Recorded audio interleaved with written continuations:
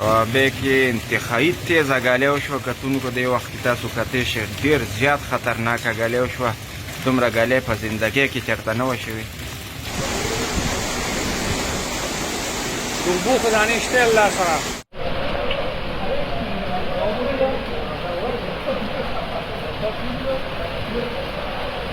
سړی ستا دا کار ټول په ډکۍ وکړي.